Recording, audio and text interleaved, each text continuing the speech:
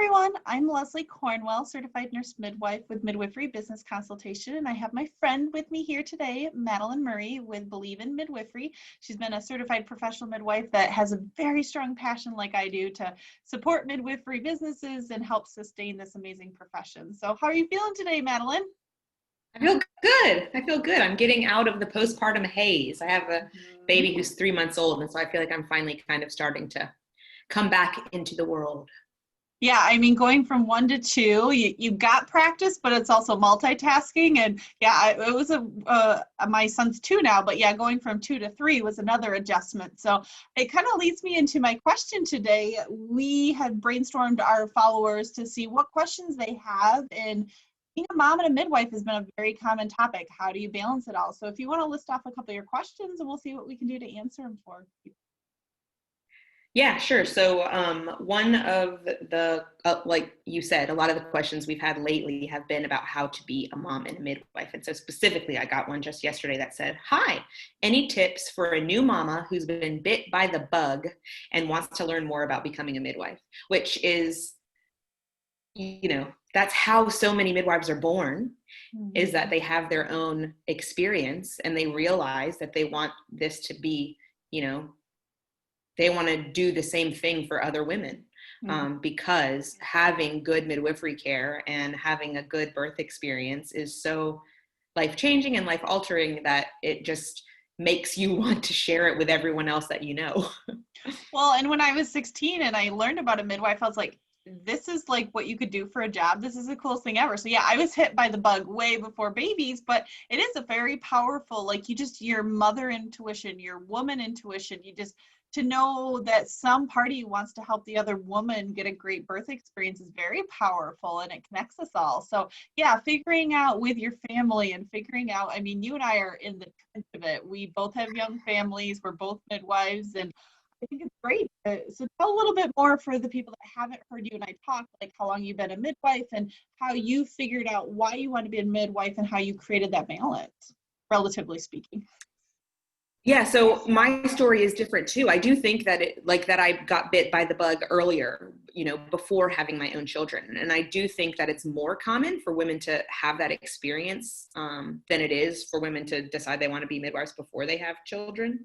But I was actually born at home. And so I think just growing up with such a different idea of what birth was than the general population, so that when I got to childbearing age and my friends started having babies, I realized very quickly that the experiences that was most common, that most women in this country were having, was not what I had always thought that birth was and should be and could be.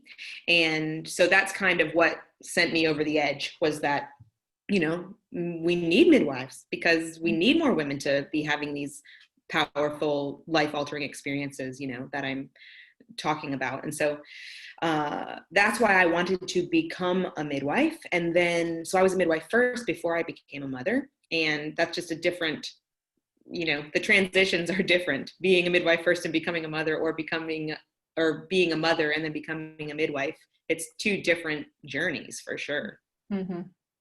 Yeah, and especially with mine, I think starting young and I knew I wanted to always help women. I knew I had this strong passion and drive that we needed to support each other. And then when becoming a midwifery professional, I didn't grow up when it was in my family. It wasn't the norm. And it was just watching one of those shows, the Birthday Channel, and just seeing what is a midwife and learning more and going back, like I've been in so many directions with my midwifery practice, but I think it's gone to, how do I balance my family at this time in my life? Where is my passion? Where's my drive? Where do you live? Because that makes a big difference. Like, I think it's so important for women to figure out their sole purpose and prioritize, have a good heart to heart with your family or whoever is part of this journey with you, because it's going to evolve and you need to figure out, okay, is it the traditional midwife that you're going to catch babies and you're going to do a home birth practice, a birth center practice, hospital, or is it supporting women in a different direction? I know you and I are more of supporting midwives in the bigger system. I still have a small home birth practice, but it fits that balance of, I had the busy, crazy home birth center practice, had a lot of ladies had partners, And I lost my family in that process. And so I had to rebalance, and I got burnout pretty significant. And that's why, how you and I connected, and how I really got Midwifery Business Consultation going, because I wanted midwives to be moms. I wanted them to have the choice. I wanted them to have a good business foundation. So now they're not doing all these little side things that they're not the experts in, and they can be with their family at 6 o'clock at night. So yeah, I think you and I, our journeys, they evolve, and I can't tell you 10, 15 years from now what kind of midwife I'm going to be, but I've learned 4 years ago that my family is important, and how can I support women around my family? I'm not going to lose. There's too many midwives that are divorced. There's too many midwives that kids resent them when they're older, and I wanted a balance. And so, yeah, sometimes it's easy to find and sometimes it's not. Yeah, no, I mean, that's true. It's a hard truth to hear, a harsh truth to hear, but being a midwife and an actual full-time practicing solo practice home birth midwife and a mom at the same time is to do well at both things, I think, is really an impossible task. Yeah. And so when you are a mom who just had this wonderful, amazing experience, and now you think you want to be a midwife, I think maybe my number one piece of advice is to look at the long game. There's a lot of ways to help women, which is what being a midwife is. It's, as we talked about before we started recording, it's with women. That's what being a midwife is. And so there's so many opportunities all around for us to help women in our community, women in our family, and then just follow what doors open. If you get into the birth community in your area and start offering yourself as, birth support or doula, childbirth education, you get a certification that is testing your exposure to this community. Right. And then you just slowly but surely, follow open doors, like I said, and just see what happens. But all along the way, I think it's really important to prioritize the things that you want to prioritize. And so if you want to prioritize your family, then, don't step into things that are going to take away from that in ways that go over and beyond what you're willing to give up, because that's when you cross the boundary into, leading yourself towards burnout and leading yourself towards those things you talked about, like divorce and having your kids resent you later. And not just that, I mean, it's so much important for your own health, well-being, yeah. To not have too much on your plate at one time, because, being a mother of young children, as I can attest to, is full on, and being a solo practice home birth midwife is full on. So like I said, I really don't think you can do both things, but that doesn't mean that there is not a place for you in midwifery. And it definitely doesn't mean that there's not a place for you to be a full-time practicing midwife, in the next 10 or 15 years. And we will still need you at that point too. Yeah. Well, and I think when you had talked about being solo, you and I have had previous conversations of having a partner, having good community, like having somebody where you can say, here, I have a partner, I have a backup option. So you can be at that recital, you can be at that baseball game, you can say to your kids, I am going to read you that book tonight, and be able to promise. Like I had learned a long time ago when I was running by myself, and you never knew. I mean, it's amazing, birth isn't a 5-week window, but then it's the other direction.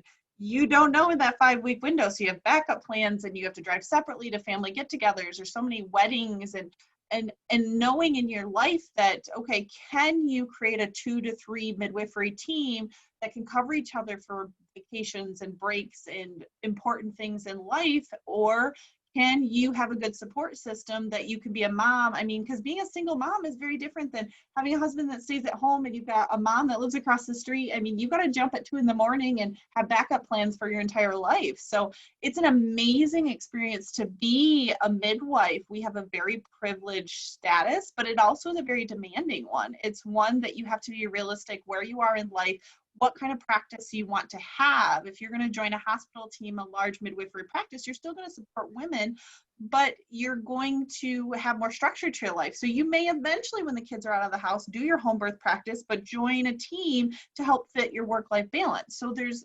options. And I, like you said, it's tough being a young family. You're always prioritizing. You're always trying to figure out that balance.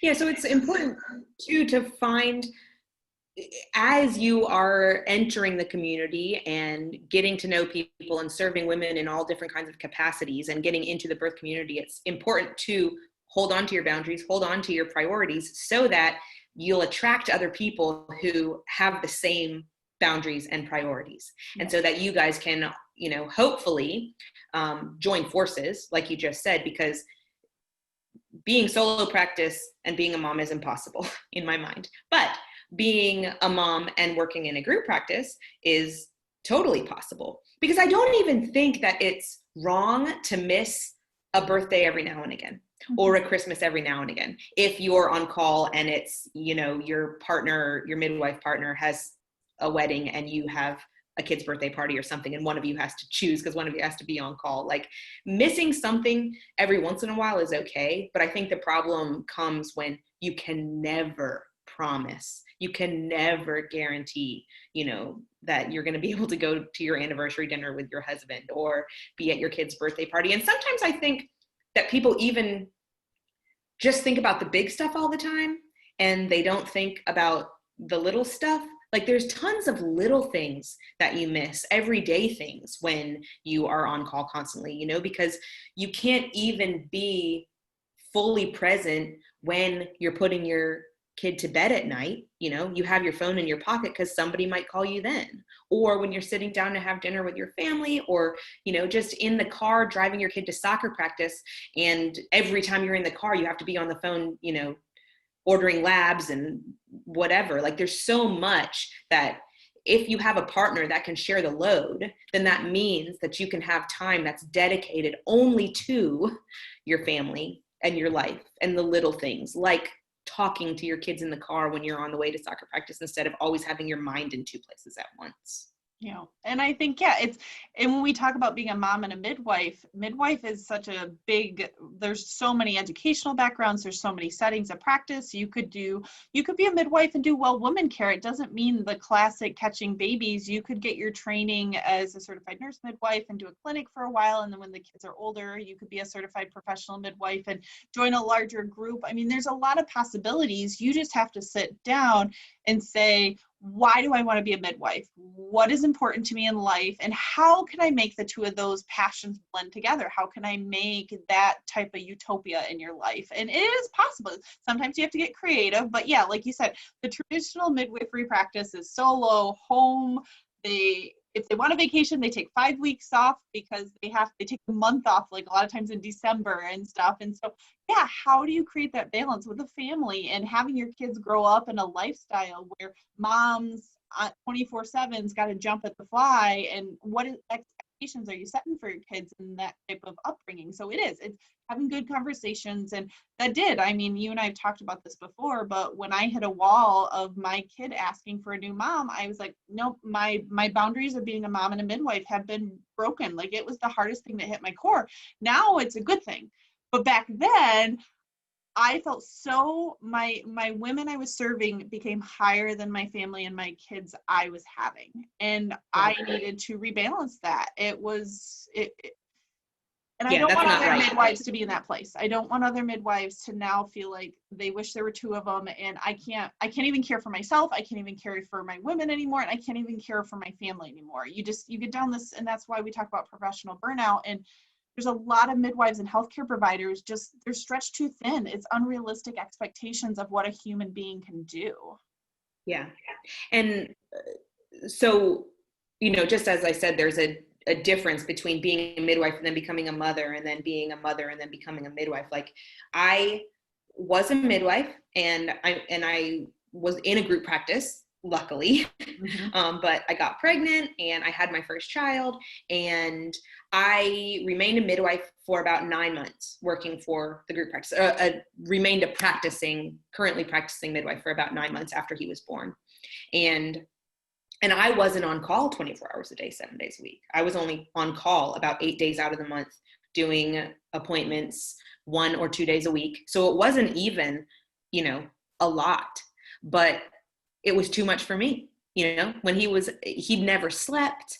And so I was just exhausted all the time. So having to get up, just the thought of getting a call in the middle of the night was just so much for my brain constantly, because I was completely exhausted constantly.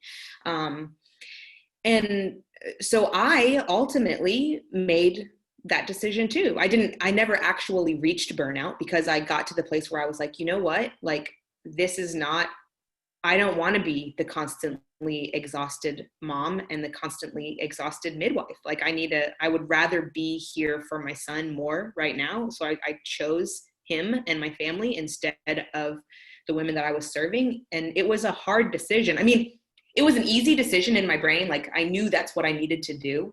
But when you have the heart of a midwife, it's hard, because you do care so much about these women that you care for. And, we believe so much that what we do matters, and that it actually has an impact on these women and their families and on the world, honestly. So it's a really hard decision to